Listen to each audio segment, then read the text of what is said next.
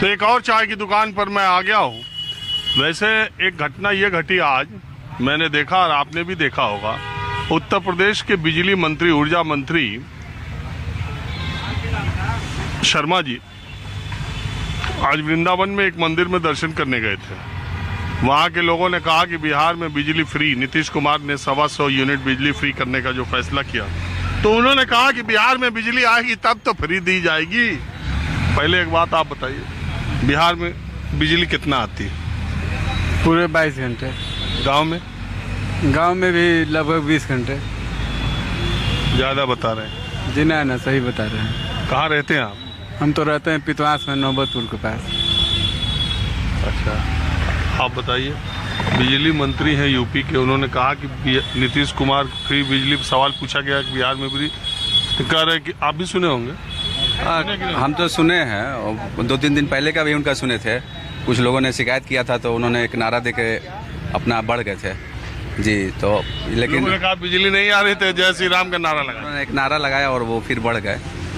और बिहार में जहाँ तक है, बिहार में भाई बिजली तो जब से माननीय मुख्यमंत्री जी बिहार में सत्ता संभाले हैं, तब से उन्होंने जो बेसिक चीज़ थी, बिजली, सड़क और लॉ एंड ऑर्डर, उस पर सुधार किया है। लॉ एंड ऑर्डर ये अभी थोड़ा सा मतलब जो है कि स्थिति बोलने से हाँ थोड़ा सा है, तो उस पर भी सरकार, हालांकि जो एक गिरोह तरह का लोग था, सिंडिकेट जो लोग था, जो क्राइम करते थे, उन लोगों को तो बिहार में ख़त्म कर दिया, जड़ खत्म हो गया है। अब कुछ लोग हैं गैंगवार या इस तरह कर रहे हैं, तो उस पर भी कार्रवाई सरकार कर रही है। जो भी हो रहे हैं अपराधी पकड़े जा रहे हैं। अभी हमको पता चला, अभी न्यूज़ ही देख रहे थे, तो कहाँ वो जो मारे थे पारस हॉस्पिटल में जिन लोगों ने, वो कोलकाता से तीनों की गिरफ्तारी हो गई है। तो लॉ एंड ऑर्डर भी मतलब सरकार का जो एक थोड़ा बहुत प्रश्न लग रहा है वो है, लेकिन मोटा मोटी लीजिएगा तो सरकार बहुत बेहतरी काम कर रही है। बिजलियाँ कितना आ रही है? बिजली यहाँ 22 घंटा रहती है। 22 घंटा नहीं, गांव में कम रहती है। गांव में नहीं, गांव में तो 20 घंटा, गांव में अगर कहीं भी है तो 20 घंटा है, और नहीं तो 22 घंटा शहर में है बिजली। अच्छा, ये नीतीश जी को बिजली फ्री करने की जरूरत क्या पड़ी? क्यों? मतलब छोटे जो लोग हैं, किसान का तो ऐसी बिजली मतलब खेत में जा ही रहा है, फ्री है ही। छोटे जो बीपीएल परिवार वाले लोग हैं, उन लोगों का जो 400, 500, 1000 बिल आता था, उसको बहुत दिन से था कि भाई कहाँ से वो करेंगे, गरीब तबके के लोग हैं। इसके लिए सरकार ने देखा, उसको पहल किया भाई किसको। अच्छा, आपको क्या लग, आइए भैया बैठिए, आइए बैठिए। बिहार के चुनाव का माहौल बन गया है, आपको लग रहा है? माहौल तो अब समय नहीं है, 2-3 महीना ही है, तो माहौल तो मोटा मोटी बन ही गया है। और क्या लग रहा है 2020 के मुकाबले या 24 के मुकाबले 25 का इलेक्शन किस तरफ आपको लग रहा है? देखिए, इलेक्शन लग क्या रहा है, डबल इंजन की सरकार है यहाँ, और नीतीश कुमार जी के नेतृत्व में एक कुशल नेतृत्व उनका रहा है, और बिहार उनके नेतृत्व में प्रगति के पथ पर अग्रसर है। और हमें उम्मीद है कि फिर से पुनः 2025 में नीतीश जी के नेतृत्व में सरकार बनेगी बिहार में। आपको ये उम्मीद है कि बीजेपी का भी मुख्यमंत्री बन सकता है?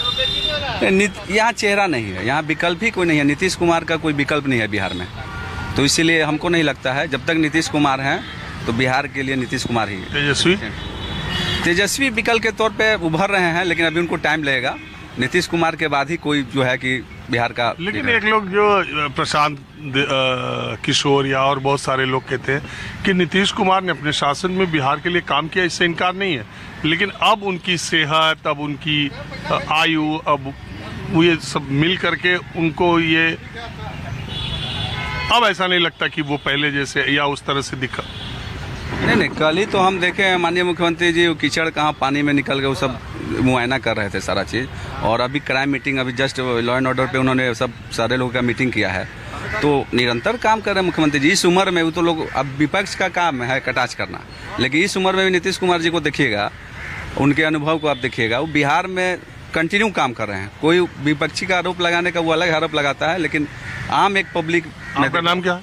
मेरा नाम इकराम खान हुआ जी, यहीं एडवोकेट हूँ पटना हाई कोर्ट में। अरे इकराम खान साहब, ये तो अच्छा हुआ हम आपका नाम पूछ लिए। ये लोग कहते हैं कि बिहार में 14% यादव, 7.5% मुसलमान, 31.5% तो इंडिया गठ। हंसने लगे यार।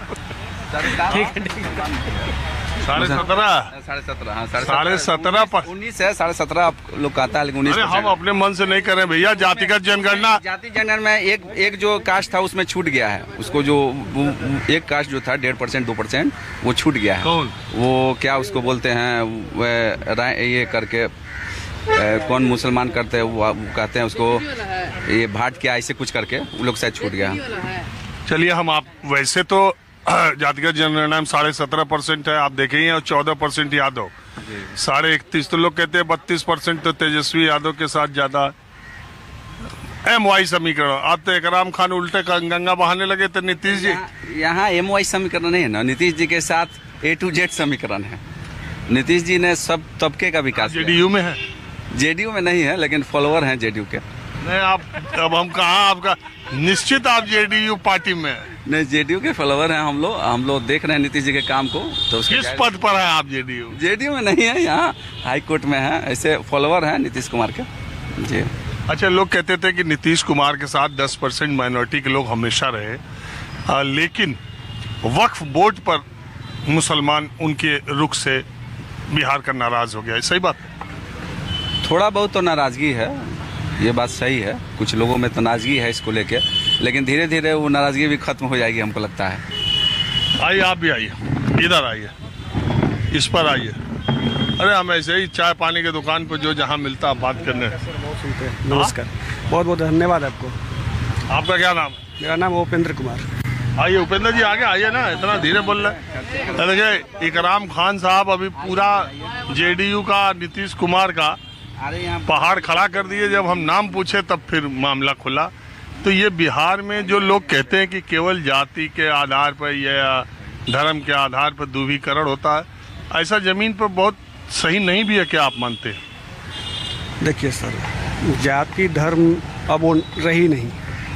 जो सरकार सब समाज को लेकर चलेगा उसको ही वोट किया जाएगा, और उसको लोग एक आशा के किरण के रूप में देखा जा रहा है। बहुत आज 20 से 25 साल से लोग रोजगार के लिए, खासकर बिहार और यूपी एक ऐसा स्टेट है जहाँ पे गवर्नमेंट रोजगार चाहिए, खासकर गवर्नमेंट में चाहिए। आपको भी पता है, पूरा इंडिया घूमते हैं, यहाँ पे जो बच्चे हैं, अब मैं दिल्ली यूनिवर्सिटी से हूँ, मैं आपको बताता हूँ, मैं जब पढ़ाई कर रहा था उस समय, तो 8 से 10 15 तक हम लोग को पैसे की ज़रूरत पड़ जाती, क्योंकि फॉर्म ये इसको छोड़े किसको छोड़े इसको। अब ऐसा ये हालात है अभी कि गूगल में देखना कि कोई जॉब आया है क्या, मैं बता रहा हूँ 14 तक थी, 14 के बाद ये लगता है कि कोई जॉब भी आई है क्या। तो ये आप समझिए कितना डिफरेंस हुआ है, आप समझ गए बात सर। तो जॉब चाहिए। तेजस्वी जी ने बोला कि मैं रोजगार दूंगा, उन्होंने वादा किया। अब मुख्यमंत्री कोई रहे, उन्होंने जो मैंडेट का उसने पालन किया, जो उन्होंने वादा किया उसको उन्होंने तो पालन किया ना। अब मुख्यमंत्री कोई रहे, उन्होंने जो जनता से जिसने उसका वादा किया उसको पूरा किया। अब उसको बोला कि नहीं मैं मुख्यमंत्री हूँ, उससे मतलब नहीं है, वादा किया पूरा करवाया, उसी साथ में वो आए थे। मेरा नीतीश जी से या तेजस्वी सिन्हा में जो अच्छा काम करेगा, रोजगार के लिए काम करेगा, मैं उनके साथ हूँ सर। ये रोजगार बड़ा मुद्दा इस चुनाव मुद्दा है, मैं इसके ये बहुत बड़ा मुद्दा रोजगार है, ये इसके अलावा कुछ नहीं है। जाति धर्म से मतलब नहीं है आज के लोग में। अभी मुख्यमंत्री अभी 20 दिन में, मैं जब से आया हूं बिहार में, मुख्यमंत्री ने नौकरियों की घोषणा की, 35% महिलाओं के आरक्षण की घोषणा की, डोमिसाइल की घोषणा कर दी। देखिए, ये नीतीश जी ने, मैं ये नहीं कह रहा हूँ कि नीतीश जी ने काम नहीं किया, लेकिन बीते 5 साल के अंदर में वो अचेत अवस्था में गए हैं, ये सच है। अभी जो बिहार में राजनीति जो हो रही है, आप डेली अभी 10 गो 20 गो 50 गो डेली हत्या हो रही है, आप उठा के देख लीजिए सर्वे, ये का सही है क्या? ये कहाँ है? नीतीश जी का अखबार कहाँ गया?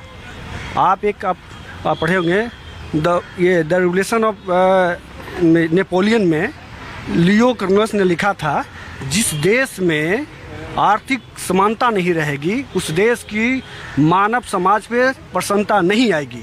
वो हाल आज इंडिया में है। मेरा ये कहना है सर कि समानता और रोजगार नहीं है यहाँ पे, तो वो ये क्रांति के रूप ले सकती है हमारा देश में, क्रांति ले